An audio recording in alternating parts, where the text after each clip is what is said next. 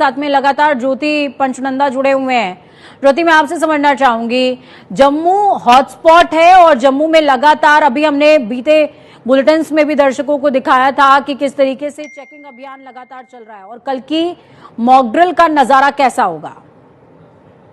यहाँ पर लगातार जैसे यहाँ के स्थानीय लोग, स्पेशली मैं सीमावर्ती क्षेत्र की बात करूं, जो कठुआ से लेकर यहाँ चिनाब वैली अखनूर तक और उसके बाद एलओसी पे पुंछ राजौरी के जो गांव हैं, जिन पर लगातार पहले भारत पाकिस्तान की तरफ से सीज फायर का उल्लंघन किया जाता था और काफी मात्रा में शेलिंग होती थी, तो उनको ये ट्रेनिंग पहले ही दी जाती थी कि कैसे इस सिचुएशन में वहां से अगर कोई बच्चे स्कूल में पढ़ते हैं या अस्पताल में जाना है तो बंकर्स बनाए गए हुए हैं, उनको दोबारा से एक्टिवेट कर दिया गया और स्पेशली स्कूली छात्रों को बंकर्स में जाने का, इस सिचुएशन में कितनी जल्दी जाना है, कैसे झुक के जाना है, इन सब की ट्रेनिंग पहले भी दी गई और दोबारा से उनको रिवाइव भी किया जा रहा है। कश्मीर की अगर मैं बात करूं तो डल लेक में परसों से ही मॉक ड्रिल चल रही है, कल भी हुई थी, आज भी हुई है और जो मेन है वो कल ही होगी। तो कुल मिलाकर यहाँ पर जो लोग हैं, जो सीमावर्ती क्षेत्रों के लोग हैं, उनको पहले से ही इसमें ट्रेन किया गया है। आप पिछले कुछ हफ्तों से देख ही रहे होंगे कि लगातार कई स्कूल्स हमने भी कवर किए हैं, जो बच्चों को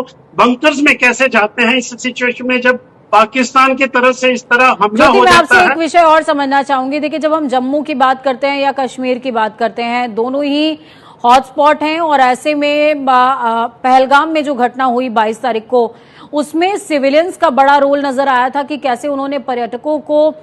डिफेंसिव मोड में बचाया और उसके बाद उनको सुरक्षित स्थानों तक पहुंचाया भी। और जब हम कल के मॉक ड्रिल की बात कर रहे हैं तो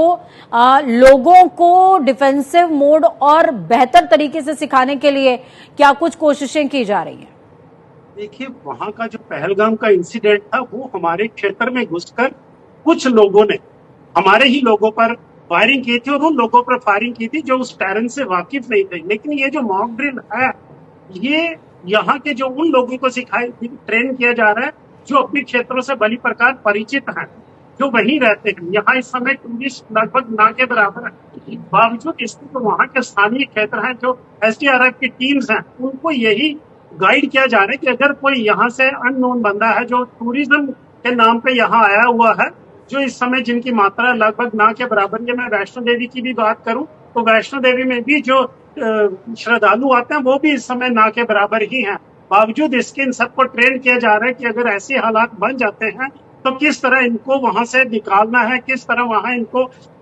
छिपा के रखना है या वहां से बच के निकल के भागना है। इन सब की ट्रेनिंग दी जा रही है और इसमें एसडीआरएफ, सेना, सीआरपीएफ, स्थानीय प्रशासन का, पुलिस का भी मैं कह लूं बहुत योगदान है। सबको मिलजुल कर एक ट्रेन किया जा रहा है कि इस सिचुएशन में किस तरह से निकल भागने में कामयाब होना और अपने आप को कैसे बचाना है।